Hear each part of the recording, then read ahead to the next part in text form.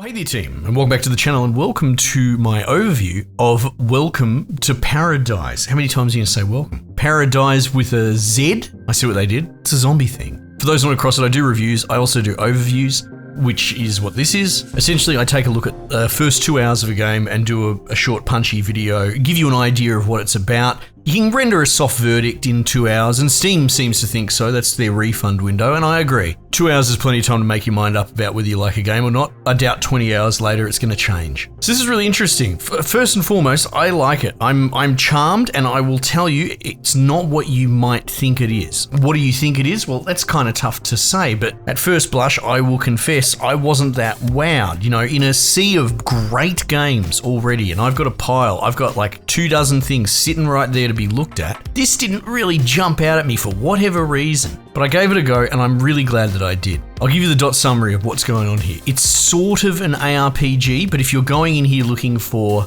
Grim Dawn or Diablo, that's not what this is. It's more casual, at least compared to them. You're not going to be sitting there in your inventory poring over stat lines for 10 minutes at a time. This is a bit more punchier, dare I say, a bit more of an action game.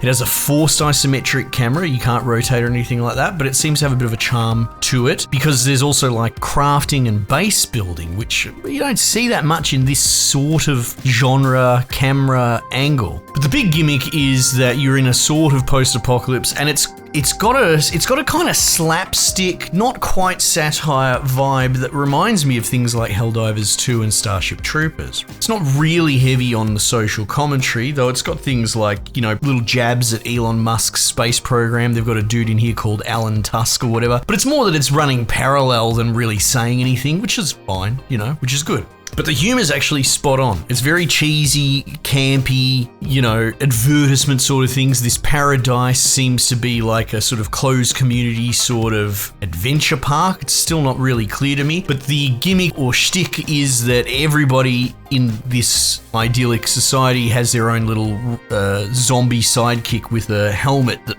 mind controls them, and they do their busy work for them. And, it's all very after the fall, things are overrun, there's holdout survivors, and you're trying to build a bloody rocket to get to the moon where the last of humanity is and get away. And so goes the thread. So essentially, you start with a sidekick zombie. I haven't got more than one. The game seems to allude to that we can get more. And, you equip him, pretty basic stuff, weapon, armor.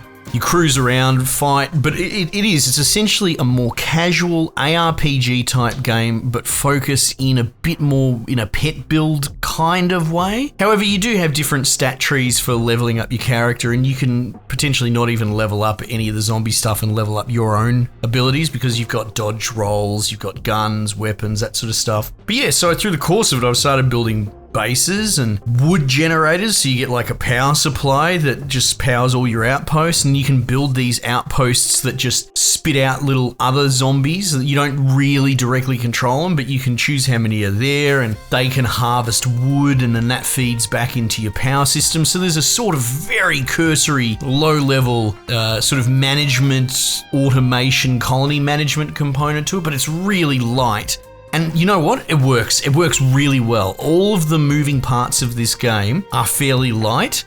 However, I would argue that's a really good way to do this. One of the problems that you get with the survival build type games, because I'm not really built for them, and I become very sensitive to the, now you stop for hours and build your base. And I'm like, no, I want to move. I like objectives. I like a little bit more of a linear, curated experience. Like, I'm one of the few, I don't say this very loudly because I get taken to task, but there's chunks in the middle of like Subnautica that I really don't like.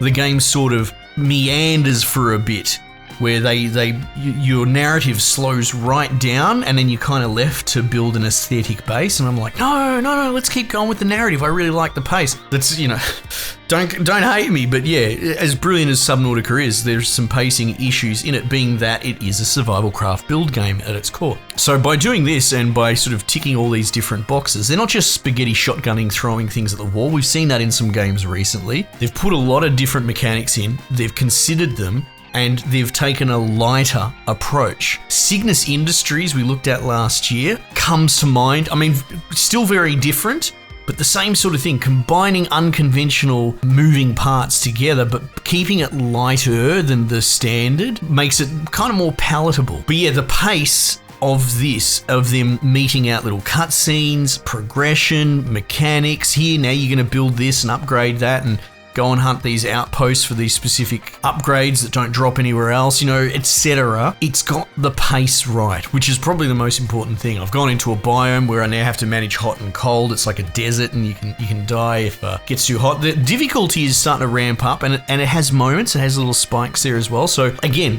light, casual. Got to be careful with these terms because people will pay that off. Oh, I'm a hardcore gamer. I'm looking up game reviews. I don't play casual games. It's not necessarily what we're going for here. The game can be less overwhelming and complex, but it can still be fun, it can still be challenging. And the difficulty here actually does push back on you a bit, even if the mechanics are a bit streamlined. Might be a nice way to say it. Anyway, very impressed. Very cool game. It ticks all the boxes. I have so many other games that I need to cover right now, but I thought I would take the time to, you know, put this out there, shout it out. It should be releasing any day now. Price point's not super high or anything like that. Will I review it? Look, I don't know.